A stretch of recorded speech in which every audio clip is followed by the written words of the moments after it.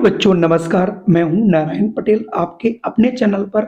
आज हम बात करेंगे विद्या ज्ञान प्रवेश परीक्षा 2024-25 जो कि मुख्य परीक्षा आपकी 10 और 11 फरवरी को होने वाली। उसमें जो जीएस के क्वेश्चन आएंगे, सामान्य ज्ञान संचेतना के आएंगे, उसमें उन्होंने लिख रखा है क्लास 4th और 5th की बुक से आएंगे। तो आज हमने यहाँ पर प्रकृति बुक ली है और प्रकृति बुक से 3 से 4 चैप्टरों को यहाँ पर कवर किया है। उन्होंने क्या क्या कोर्स में पढ़ाया है वो सारी चीजें आपको यहाँ पर मिलेंगे। तो आइए फटाफट इसको हम शुरू कर लेते हैं और आप भी हमारे प्रश्न बताने से पहले आप इनके आंसर देने की जरूर कोशिश करिएगा। तो आइए वीडियो शुरू कर लेता हूं। देखिए, सबसे पहला प्रश्न है, निम्न में एकल परिवार को पहचान कर लिखिए। तो आपको यहाँ पर एकल परिवार देखना है। माता पिता हों उसे एकल परिवार कहेंगे, या माता पिता और उनके बच्चे हों, या माता पिता उनके बच्चे तथा दादी और बाबा साथ में हो, या फिर इनमें से कोई नहीं। जल्दी से कमेंट करिए, आपने एकल परिवार और संयुक्त परिवार जरूर पढ़ा होगा।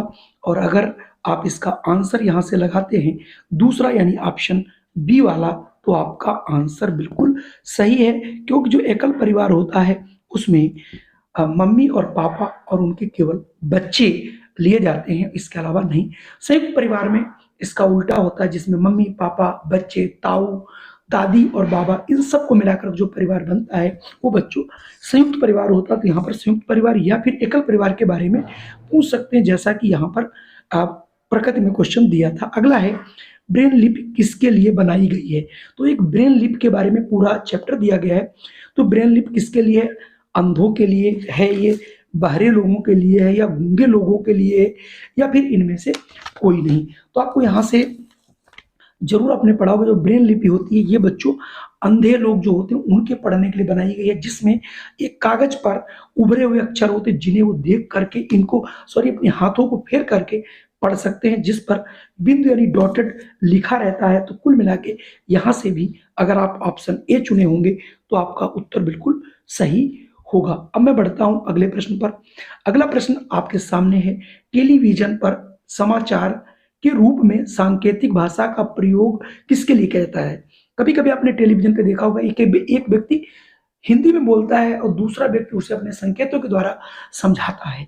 तो ये किन लोगों के लिए? जो लोग सुन नहीं सकते, जो लोग पढ़ नहीं सकते, जो लोग देख नहीं सकते, और जो लोग सुन व देख नहीं सकते। तो इसमें कौन सा ऐसा ऑप्शन होगा जिनके लिए ये समाचार प्रसारित किए जाते हैं? तो देखिए बच्चों, जो लोग सुन नहीं सकते उनको सांकेतिक भाषा में समझाया जाता है। तो यहाँ पर अगर आप ऑप्शन के रूप में चुनेंगे तो ऑप्शन ए के अलावा यहाँ पर कोई भी और जो है विकल्प बनता हुआ नजर नहीं आता है। तो यहाँ से आप ऑप्शन ए वाला चुन लीजिएगा। अगला प्रश्न है, सुधा चंद्रन का नाम क्यों प्रसिद्ध है? भरतनाट्यम के कारण, प्रसिद्ध खिलाड़ी के कारण, प्रसिद्ध वैज्ञानिक के कारण, या प्रसिद्ध राजनेता के कारण। तो सभी को पता है कि सुधा चंद्रन जो है बहुत अच्छी नृत्य करती हैं, जो भरतनाट्यम करती हैं, लेकिन उनके पैर नहीं हैं, यानी विकलांग होकर भी ये बहुत अच्छा नृत्य करती हैं। तो यहाँ से ऑप्शन ये वाला सही होगा। इसके बारे में भी बुक में बहुत डिटेल से समझाया गया है। अगला प्रश्न है, निम्न में पर्वतारोही के रूप में किसे जाना जाता है? विराट कोहली, अरुणिमा सिन्हा, रविंद्र जैन, शरद गायकवाड़। यहाँ पर भी आपको एक जो पैरा लोग हैं यानी जो दिव्यांग लोग हैं उनके बारे में बताया गया। तो उसमें एक अरुणिमा सिन्हा है जिन्होंने पर्वतारोही के रूप में चुना, और उन्होंने जो हमारा माउंट एवरेस्ट है उस पर और भारत के अलावा जो भी अन्य एवरेस्ट है उन पर भी उन्होंने पर्वतों पर चढ़ाई की है। तो इसलिए यहाँ पर पर्वतारोही के रूप में अरुणिमा सिन्हा को जाना जाता है। अगला प्रश्न आपके सामने है, रविंद्र जैन क्यों प्रसिद्ध हैं? खिलाड़ी के रूप में, संगीत के रूप में, वैज्ञानिक के रूप में, या फिर राजनेता? जो आपकी रामायण आती है जिसमें बीच बीच में गाते हैं, तो ये संगीत के रूप में, इनकी आंखें नहीं है लेकिन इन्होंने कई फिल्मों में, बहुत से जो धारावाहिक हैं इनमें इन्होंने बैकग्राउंड से संगीत दिया है और गाया भी है। तो यहाँ पर इनका जो ऑप्शन बनता है 6 में ये बनेगा बी, यानी संगीत के रूप में। चलिए अब मैं बढ़ता हूँ अगले प्रश्न पे। अगला प्रश्न है, निम्न में से वह कौन सा खेल है जो इंडोर और आउटडोर है? इंडोर और आउटडोर यानी जो घर में भी खेल सकते हो और बाहर भी।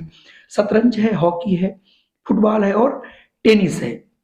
जल्दी से कमेंट करिए, और अगर आपका कमेंट आता है डी के रूप में बैडमिंटन, तो आप बिल्कुल सही हैं। बैडमिंटन एक ऐसा खेल है जिसे आप अपने घर में और मैदान दोनों जगह खेल सकते हैं। अगला प्रश्न आपका है, रणजी ट्रॉफी किस खेल से संबंधित है? इस पर भी यहाँ पर चारों जो ट्रॉफियां उन पर क्वेश्चन बन सकते हैं, क्योंकि उन्होंने पीछे जो है एक एक्सरसाइज में दे रखा है। हॉकी है, फुटबॉल है, क्रिकेट या फिर इनमें से कोई नहीं। तो जो रणजी ट्रॉफी होती है बच्चों, ये क्रिकेट के लिए प्रसिद्ध है, तो यहाँ से ऑप्शन सी वाला आपका सही होगा। अब मैं बढ़ता हूँ अगले प्रश्न पर। अगला प्रश्न है, संतोष ट्रॉफी किस खेल से संबंधित है? हॉकी है, फुटबॉल है, क्रिकेट है या फिर इनमें से कोई नहीं। इसको भी आप लोग जरूर रट लीजिएगा। संतोष ट्रॉफी जो है ये बच्चों फुटबॉल से संबंधित है। जल्दी से आप लोग भी कमेंट जरूर कीजिएगा। चलो अगला, डेविस कप किस खेल से संबंधित, इसके लिए आप लोग जल्दी से कमेंट करिए। और अगर आप कमेंट करते हैं क्या टेनिस, तो आपका आंसर बिल्कुल सही है। अब मैं बढ़ता हूं अगले प्रश्न पर। अगले जो प्रश्न उन्होंने दे रखे हैं वहां पर समझाया है, मेजर ध्यानचंद के बारे में एक क्वेश्चन आ सकता है। तो आपको मैं बता दूं, जो मेजर ध्यानचंद है ये पूर्व कप्तान है हॉकी के। इनके नेतृत्व में भारतीय टीम ने ओलंपिक में स्वर्ण पदक जीते हैं और इन्हें आपको जो है इन्हीं के जन्म दिवस यानी 29 अगस्त को खेल दिवस के रूप में बनाया जाता है। और ये हॉकी के जादूगर भी कहे जाते हैं, तो इनका नाम हॉकी के जादूगर के रूप में जरूर आप लोग याद रखिएगा। अगला प्रश्न है, पीवी सिंधु ये क्या है? ये बैडमिंटन खिलाड़ी हैं और ये रियो ओलंपिक में रजत पदक विजेता है, इसलिए इनका नाम भी बहुत बड़ा है, पीवी सिंधु, जरूर याद रखिएगा। अगला आपको एक नाम मिलेगा, सुशील कुमार, ये भारतीय पहलवान हैं और ये कुश्ती लड़ते हैं। तो ये पहलवान है तो कुश्ती ही लड़ेंगे और आजकल ये मर्डर के केस में जेल में बंद हैं। अगला प्रश्न आपके लिए मैं बता दूं, नीरज चोपड़ा, ये अभी आपने थोड़े दिन पहले सुना होगा कि ओलंपिक में जो है थ्रो में, जेवलिन थ्रो में नीरज चोपड़ा थे, इन्होंने वहां पर पदक जीता था और वो भी गोल्ड पदक जीता था, इसलिए इनका नाम भी जरूर याद रखिएगा क्योंकि इनका नाम किताबों में दिया गया है। अगला नाम है मिताली राज, ये कप्तान है महिला क्रिकेट की। टेस्ट मैच में इन्होंने दोहरा शतक भी लगाया है और ये पहली भारतीय महिला खिलाड़ी भी हैं, इसलिए इनका नाम जरूर याद रखिएगा, मिताली राज। ठीक है, मिताली राज किस खेल से संबंधित, ऐसे आ सकता है। अगला है अजय ठाकुर, ये पूर्व कप्तान है भारतीय कबड्डी टीम के। भारत को कबड्डी वर्ल्ड कप चैंपियन बनाने वाले कप्तान, यानी इन्हीं की अगुवाई में, अजय ठाकुर की अगुवाई में भारत की जो टीम है वो कबड्डी में वर्ल्ड चैंपियन बनी है। अगला प्रश्न है, नसरीन शेख, यानी नसरीन शेख का क्या योगदान है? तो नसरीन शेख ये खो खो टीम, यानी खो खो आप लोग समझते होंगे, खो खो जिसमें जो 9 बच्चे होते हैं, 9 बैठते हैं और 9 खेलते हैं, तो खो खो के लिए जो नसरीन शेख है वो भारतीय राष्ट्रीय खो खो टीम की कप्तान है। अगला है सुहस एल वाई, यानी ये वाइट, ये जो है बैडमिंटन खिलाड़ी हैं। पैरा ओलंपिक, यानी जो दिव्यांग लोग होते हैं उनके लिए, उसमें भारतीय इन्होंने रजत पदक जीता, किसमें? बैडमिंटन में, तो इनका भी नाम आपको जरूर याद रखना चाहिए।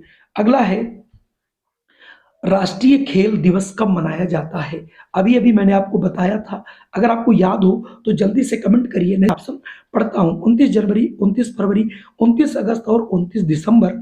और अगर इसका सही आंसर आपको याद है 29 अगस्त, जो कि मेजर ध्यानचंद का जन्म दिवस है, जिन्हें हॉकी का जादूगर कहा जाता है और हॉकी हमारे देश का राष्ट्रीय खेल भी माना जाता है।